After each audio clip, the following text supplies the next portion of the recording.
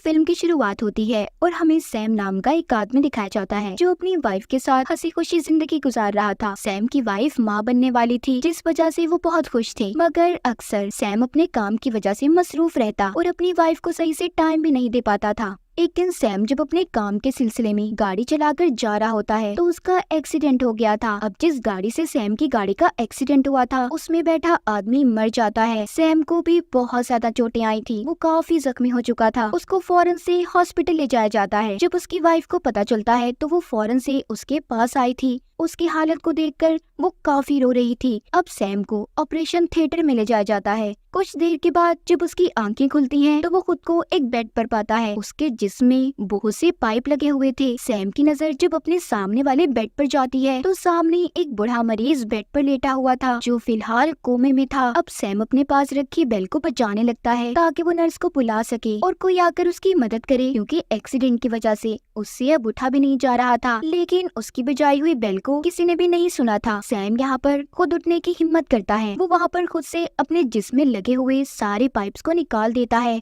और यहाँ से जाने का फैसला करता है। जब वो जाने लगता है तो उसकी नजर अपने सामने वाले बेड पर दोबारा पड़ती है जहाँ पर पहले मरीज लेटा हुआ था, मगर अब उस बेड पर कोई भी नहीं था। ये सब देखकर सैम को समझ नहीं आता कि उसके साथ आखिर हो क्या रहा है। तभी अचानक से वो बूढ़ा आदमी आकर सैम पर हमला कर देता है। उसने सैम के गले को पकड़ लिया था और जोर से दबाने वाला था। सैम को कमरे से बाहर ले आया था। इस लड़ाई के दरमियान सैम नीचे गिर जाता है, जिस वजह से पास ही रखे हुए कुछ औजार भी नीचे गिर गए थे। अभी उनमें से एक चाकू को उठाकर उस बूढ़े आदमी के गले में मार देता है। उसकी गर्दन में चाकू लगने की वजह से वो मर चुका था। फिर ये हॉस्पिटल में मदद के लिए चिल्लाता है कि कोई है, मेरी मदद करे, मगर यहाँ पर तो कोई भी नहीं था। अब जब वो दोबारा पीछे मुड़कर देखता है तो वहाँ पर बूढ़े आदमी की लाश गायब थी जिसको सैम ने मार दिया था। वो कमरे में देखता है तो बूढ़ा आदमी दोबारा से अपने बेड पर लेटा हुआ था और कोमा में था। सैम को कुछ समझ नहीं आ रहा था कि आखिर ये सब क्या है, इसीलिए अब वो यहाँ से जाने का फैसला करता है। वो जब अपने फोन को देखता है तो उसमें भी सिग्नल्स नहीं आ रहे थे। जब ये बाहर जाता है तो इसे एक नर्स मिलती है जो दिखने में थोड़ी अजीब थी। सैम उसको उस बूढ़े आदमी मरीज के बारे में बताता है जिसने इस पर हमला किया था। जब वो उसे अंदर लाकर बूढ़े आदमी को दिखाता है तो वो इस बार फिर से अपने बेड से गायब था और दोबारा से जब सैम नर्स की तरफ देखता है तो वो भी गायब हो चुकी थी। उसे कुछ समझ नहीं आता कि आखिर सब यहाँ पर चल क्या रहा है। वो अब यहाँ से लिफ्ट की तरफ जाता है ताकि वो नीचे जा सके, मगर वो जब अपने पीछे मुड़कर देखता है तो वो बूढ़ा मरीज फिर से सैम की तरफ देख रहा था और बहुत ही डरावनी अंदाज में उसकी तरफ भाग कर आता है। सैम जल्दी से लिफ्ट के दरवाजे को खोलता है और लिफ्ट के अंदर चला गया था। लिफ्ट का दरवाजा तो बंद हो गया था। सैम को भी लग रहा था कि उस बूढ़े आदमी से चलो उसकी जान छूट गई, मगर तभी उसे उस लिफ्ट की छत पर कुछ हलचल महसूस हो रही थी। जब वो ऊपर देखता है तो बूढ़ा आदमी लिफ्ट की छत पर था और अपना हाथ निकालकर सैम को पकड़ने की कोशिश करता है, लेकिन जल्दी सैम लिफ्ट से बाहर आ गया था। अब हमें कहानी में मोनिका नाम की एक लड़की दिखाई जाती है जो इसी हॉस्पिटल में अपनी सर्जरी करवाने आई हुई थी ताकि वो और ज्यादा खूबसूरत हो सके। डॉक्टर ने उसे बेहोश कर दिया था ताकि वो उसका ऑपरेशन कर सके। वो ऑपरेशन से पहले उसका चेकअप भी करते हैं, लेकिन अचानक से जब मोनिका की आंख खुलती है तो वो डॉक्टर्स को देखती है जिनकी शक्लें कुछ अजीब सी थी, इसीलिए वो बहुत ज्यादा डर गई थी। वो उन डॉक्टर्स की शक्लें देखकर बहुत ज्यादा घबरा जाती है। तभी डॉक्टर्स भी वहाँ से गायब हो गए थे। आखिर ये किस किस्म का हॉस्पिटल था, यहाँ पर सब क्या हो रहा था, ये हमें कहानी में आगे जाकर पता चलेगा। मोनिका वहाँ पर मदद के लिए चिल्लाती है। तभी उसके पास 3 लड़कियाँ आती हैं जिन्होंने नर्स वाले कपड़े पहने हुए थे। उनके नाखून बहुत बड़े थे और दिखने में वो काफी अजीब और खतरनाक लग रही थी। वो आकर मोनिका को पकड़कर फिर से स्ट्रेचर पर लिटा देती हैं। वो जब उनसे डरकर चीखें मार रही थी तो उसकी आवाज सुनकर सैम अब अंदर आता है जो अपने साथ एक हथियार लाया था, मगर एक लड़की नर्स उस पर उल्टा हमला कर देती है। उसने उसे चाकू मार दिया था। चाकू लगने की वजह से सैम के पेट से अब खून आने लगा था। सैम भी उस लड़की पर हमला करता है। ये देखकर बाकी की 2 लड़कियां भी सैम को मारने के लिए आगे बढ़ रही थी, लेकिन उसने बड़े ही बहादुरी से उनका मुकाबला किया और मोनिका से कहता है कि जल्दी से उठो। वो किसी तरह उन तीनों लड़कियों को वहीं पर ऑपरेशन थिएटर में बंद करके मोनिका को लेकर निकल जाता है। मोनिका उससे पूछती है कि आखिर ये सब क्या हो रहा है। सैम कहता है मैं खुद भी नहीं जानता इस बारे में, मुझे बस इतना याद है कि मेरा ऑपरेशन हो रहा था और जब मेरी आंखें खुली तो मैं वेंटिलेशन पर था। मुझे भी कुछ याद नहीं है कि मेरे साथ आखिर हुआ क्या था। सब बातें सुनकर मोनिका भी कहती है मेरा भी ऑपरेशन चल रहा था और जब मेरी आँख खुली तो मैंने खुद को इस अजीब जगह पर पाया खैर बाहर निकलकर सैम अब अपनी वाइफ को कॉल करने की कोशिश करता है, मगर रिसेप्शन का फोन भी खराब था। तभी उसकी नजर वहाँ पर पड़े नक्शे पर पड़ती है जो इस हॉस्पिटल का था, जिसमें नीचे बेसमेंट बनी हुई थी और ऊपर की तरफ छत। अब इन्हें ये फैसला करना था कि आखिर ये अपनी जान बचाकर कहाँ जा सकते हैं। जब ये दोनों इस जगह से जाने लगते हैं तो इन्हें चीखों की आवाजें सुनाई दी थी। जब ये कमरे के अंदर जाकर देखते हैं तो एक लड़का जिसको हथकड़ियों से बांधा हुआ था वो लेटा हुआ चिल्ला रहा था। मोनिका सैम से कहती है, मुझे लगता है ये कोई मुजरिम है, इसीलिए हमें इसकी मदद नहीं करनी चाहिए। देखो इसके हाथों पर हथकड़ी है। मगर सैम कहता है, नहीं, मुझे लगता है कि यहाँ पर हम सिर्फ तीनों ही मौजूद हैं, हमें इसकी मदद करनी चाहिए। वो उस लड़के को खोल देता है। वो लड़का भी नहीं बताता है कि मैं चोर नहीं हूँ, मुझे चोर समझकर पुलिस वाले ने गोली चला दी और मेरा इलाज चल रहा था हॉस्पिटल में। मगर जब मुझे होश आया तो मैंने खुद को इस हालत में देखा। अब ये तीनों मिलकर जब यहाँ से बाहर जाते हैं तो सामने इन्हें फिर से वही तीनों लड़कियाँ खड़ी दिखाई देती हैं, जिनके हाथ में अब चाकू थे और वो इनकी तरफ ही बढ़ रही थी। सैम मोनिका और उस लड़के से सीढ़ियों की तरफ जाने का कहता है और खुद उसने वहाँ के दरवाजे को बंद कर लिया था। वो कहता है कि तुम नीचे उतरो, मैं पीछे आ रहा हूँ। अब जब वो खुद नीचे उतरने लगता है तो वो दोनों को देखता है, वो गायब हो गए थे और नीचे बहुत धुआं था। उसकी नजर नीचे एक दरवाजे पर पड़ती है जहाँ से लाल रंग की रोशनी बाहर आ रही थी। जब सैम नीचे उतरने लगता है तो पीछे से एक हॉस्पिटल में काम करने वाला आदमी उसे पकड़ लेता है और कहता है कि तुम नीचे नहीं जा सकते। वो पकड़कर सैम को ऊपर ले आया था, जिसके बाद वो उसका गला दबाकर उसे मारने की कोशिश करता है। तभी वहाँ पर एक डॉक्टर आती है जो उस आदमी को एक औजार मारकर बेहोश कर देती है। उसने उस आदमी से सैम को बचा लिया था। अब यहाँ पर सैम को अपनी कुछ पुरानी यादें याद आती है कि वो अपनी वाइफ के साथ बहुत खुश था और एक दिन जब वो एक काम से जा रहा था तो उसका एक्सीडेंट हो गया। डॉक्टर सैम को स्ट्रेचर पर लिटाकर एक आदमी के पास लेकर आती है जिसका नाम वर्जल था। डॉक्टर अब उसका इलाज करती है। सैम को जब होश आता है तो उसकी पट्टियां की गई थी, पास ही उसकी एक गोली पड़ी होती है जो उसका दर्द कम करने के लिए थी, इसीलिए सैम ने उस गोली को खा लिया था और फिर अपनी शर्ट पहनकर बाहर आता है। तभी वहाँ पर उसके सामने एक पुलिस वाला जाता है और पूछता है कि वो यहाँ पर कैसे आया। सैम कहता है, मैं भी नहीं जानता कि तुम यहाँ पर कैसे आए, जैसे तुम्हें कुछ नहीं पता ऐसे ही मैं भी नहीं जानता कि मैं यहाँ पर क्या कर रहा हूँ। वो पुलिस वाला बताता है, मुझे बस इतना याद है कि मैंने एक चोरी करते हुए लड़के को पकड़ा, मैंने उस पर गोली चलाई थी, मगर तभी मुझ पर एक और आदमी ने गोली चला दी, जिसके बाद मुझे कुछ भी याद नहीं।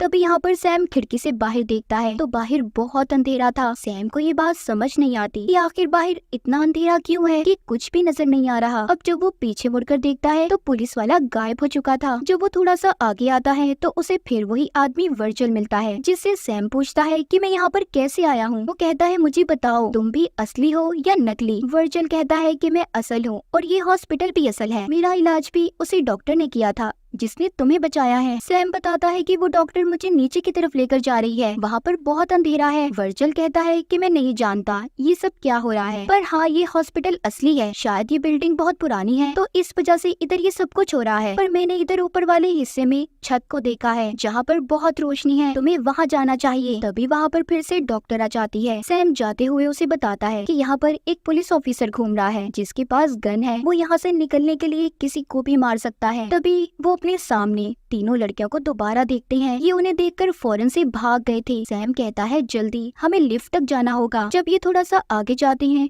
तो आगे वही हॉस्पिटल में काम करने वाला आदमी जिसने सैम पर पहले हमला किया था और नीचे जाने से रोक रहा था, वो वहाँ पर घूम रहा होता है। सैम कहता है कि मैं इसका ध्यान भटकाने की कोशिश करता हूँ। जब ये उसके पास जाता है तो वो आदमी सैम से फिर यही कह रहा था कि उसे नीचे नहीं जाना। तभी सैम की नजर वहाँ पर एक छोटी बच्ची पर पड़ती है जिसके मुंह पर पट्टियां बंधी हुई थी, पर वो लड़की अचानक से गायब हो जाती है और फिर से वो सैम के सामने आ गई थी। इस बार उसके चेहरे पर कोई पट्टी नहीं थी। सैम देखता है उसका चेहरा काफी जख्मी था, जिस वजह से डरकर वो नीचे गिर जाता है। डॉक्टर भी अब सैम के पास जल्दी से आती है ताकि वो उसे बचा सके। तभी उसके पास वही आदमी फिर से आता है जो यही कह रहा था कि नीचे नहीं जाना। आखिर क्या राज था नीचे का। यहाँ पर वर्जल जब उस आदमी का ध्यान अपनी तरफ करने की कोशिश करता है, वो बस की तरफ बढ़ रहा था। वर्जल सैम और डॉक्टर से यहाँ से जाने का कहता है ताकि उनकी जान बच सके, लेकिन वो आदमी लिफ्ट में भी आ गया था और डॉक्टर को पकड़कर अपने साथ ले जाता है, जिस वजह से सैम अब बिल्कुल अकेला पड़ चुका था। सैम को फिर से लिफ्ट के ऊपर से आवाज आती है। उसे लग रहा था कि शायद फिर से वो कोमा वाला बूढ़ा आदमी मरीज लिफ्ट के ऊपर है, इसीलिए वो डरकर लिफ्ट से बाहर आ गया था। सैम अब ऊपर आ चुका था जहाँ पर उसे मोनिका मिलती है। वो उससे कहता है कि हमें जल्दी ऊपर की तरफ जाना होगा। वो बाहर खिड़की से देखता है तो अब भी अंधेरा ही था। अब जब ये ऊपर जाने के लिए दोबारा से लिफ्ट की तरफ बढ़ते हैं तो लिफ्ट से उस आदमी का कटा हुआ सर निकलता है जो सैम को नीचे जाने से मना कर रहा था। पीछे एक डॉक्टर खड़ी थी। वो कहती है कि मैंने इसे मार दिया। अब ये जब तीनों यहाँ से जाने लगते हैं तो वहाँ पर दोबारा से पुलिस वाला जाता है जो खिड़की को तोड़ने की कोशिश कर रहा था क्योंकि वो किसी भी कीमत पर यहाँ से बाहर निकलना चाहता था, मगर खिड़की टूटने का नाम ही नहीं ले रही थी। तभी इधर वो लड़का भी आ जाता है जिसको हथकड़ी लगी हुई थी और सैम ने इसे बचाया था। पुलिस वाला उस लड़के पर गन कर लेता है, कहता है कि तुम तो चोर हो ना। लड़का कहता है मैंने आपको पहले भी कहा था कि मैं चोर नहीं हूँ। यानी कि पुलिस वाले ने जो कहानी सैम को सुनाई थी कि उसने एक चोर पर गोली चलाई तो वो चोर यही लड़का था। मगर यहाँ पर फिर से वो पुलिस वाला किसी की भी बात सुनने को तैयार नहीं था। वो उस लड़के पर गोली चला देता है। उसने उसे मार दिया था। सब देखकर काफी हैरान होते हैं कि उसने ऐसा क्यों किया। पुलिस वाला कहता है कि मैं सबको मार दूंगा पर यहाँ से बाहर जरूर जाऊंगा। जब ये दोबारा से लिफ्ट के पास जाते हैं तो वहाँ से अब उस आदमी का सर गायब था जिसको भी डॉक्टर ने मारा था। लेकिन अचानक से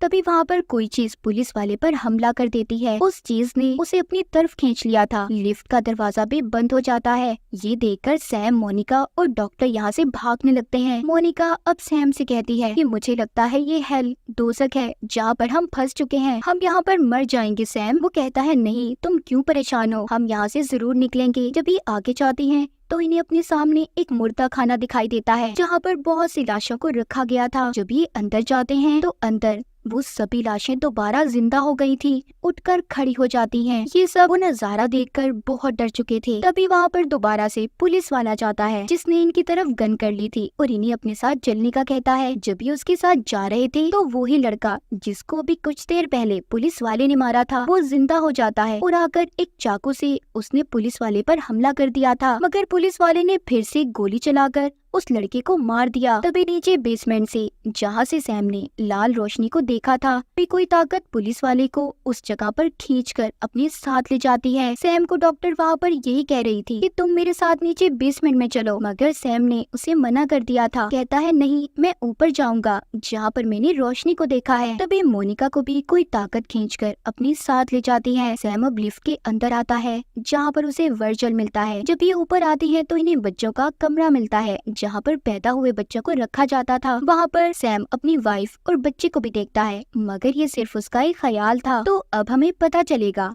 ये जगह क्या थी और यहाँ पर ये सब कुछ क्यों हो रहा था। यहाँ पर आकर वर्जल बताता है कि ये जगह ऐसी जगह है जहाँ पर मरने के बाद इंसान की आत्मा कैद हो जाती है। उस आत्मा को इस बात का खुद फैसला करना होता है कि वो नीचे हेल दोजख में जाएगी या फिर ऊपर हेवन जन्नत में। सैम पूछता है कि तुम कौन हो। वर्जल बताता है कि मैं गाइड हूँ, मैं अच्छे लोगों को हेवन में भेजने का काम करता हूँ और वो जो डॉक्टर है वो बुरी गाइड है जो अपने साथ लोगों को हेल जहन्नुम में लेकर जाना चाहती है। सैम को यहाँ पर पता चलता है कि वो अब मर चुका है और उसके साथ अब तक जितने भी लोग थे सब मरे हुए थे। मोनिका, वो लड़का और पुलिस वाला सब। ये जब ऊपर की तरफ आता है तो दोबारा से अपने सामने उसी छोटी बच्ची को देखता है जिसके मुंह पर पहले पट्टियां बंधी हुई थी। उस बच्ची का एक्सीडेंट हो गया था, वो भी यहाँ पर फंसी हुई थी, यानी कि वो असल दुनिया में कोमा में थी। सैम वर्जल से कहता है उस छोटी बच्ची को मैं अपने साथ लेकर हेवन में जाऊंगा। अब जब ये उसे लिफ्ट से लेकर जा रहा था फिर से वो बूढ़ा मरीज लिफ्ट के ऊपर से सैम को पकड़ लेता है। सैम अब बाहर आ चुका था और छोटी बच्ची को ऊपर जाने का कहता है। खैर सैम ने किसी भी तरह उस बूढ़े मरीज से पीछा तो छुड़ा लिया था। अब वो सीढ़ियों के रास्ते ऊपर जाने की कोशिश करता है। तभी डॉक्टर आ जाती है जो सैम से कहती है प्लीज मेरे साथ चलो नीचे बेसमेंट में। तभी वही आदमी जो हॉस्पिटल में काम करता था जिसको इस डॉक्टर ने मार भी दिया था वो फिर से जिंदा होकर आ जाता है और डॉक्टर को अपने साथ ले गया था। सैम अब ऊपर आकर उस छोटी बच्ची के लिए हेवन का दरवाजा खोलता है। हम असल जिंदगी में देखते हैं कि वो बच्ची मर चुकी थी और उसके माँ बाप उसके पास बैठकर रो रहे थे। इधर सैम भी मर चुका था। उसकी वाइफ उससे कहती है कि मैं तुमसे बहुत प्यार करती थी। तभी सैम के पास मरने के बाद वाली जिंदगी में मैसेज आता है जो उसकी वाइफ का था जो आई लव यू बोल रही थी। सैम भी उसका जवाब देता है। ये कहकर वो उस रोशनी की तरफ चला जाता है, यानी कि वो भी अब हेवन में जा चुका था। तो इस फिल्म में हमें ऐसी जगह दिखाई गई थी कि जो भी कोमा में होता था वो उस हॉस्पिटल में पहुंच गया जहां पर इंसान जिंदगी और मौत के दरमियान में लड़ रहा होता है और जिन्हें अपनी मौत के बारे में पता चल जाता है उन्हें ये फैसला करना होता है कि उसे हेल दोजक में जाना है या हेवन जन्नत में, और वहाँ पर कुछ लोग और गाइड्स भी थे जो इन्हें फोर्स करते हैं कि उन्हें हेल में जाना है या जन्नत में। जैसे कि वर्जिल एक अच्छा आदमी था, एक अच्छा गाइड, वो आत्माओं को हेवन में भेजना चाहता था, और जो डॉक्टर थी वो हेल में ले जाती थी, वो बुरी थी। वहाँ पर जो 3 लड़कियाँ थी उनका काम उन आत्माओं को दर्द देना था जिन्होंने जिंदगी में कुछ भी गलत काम किया हो। और वो आदमी जो बार बार सैम को ये कहता था कि नीचे मत जाना, वो भी आत्माओं को सही रास्ता दिखाने का काम किया करता था। तो ये कहानी कुछ अलग तरह की थी और इसी के साथ इस फिल्म की कहानी यहीं पर खत्म हो जाती है।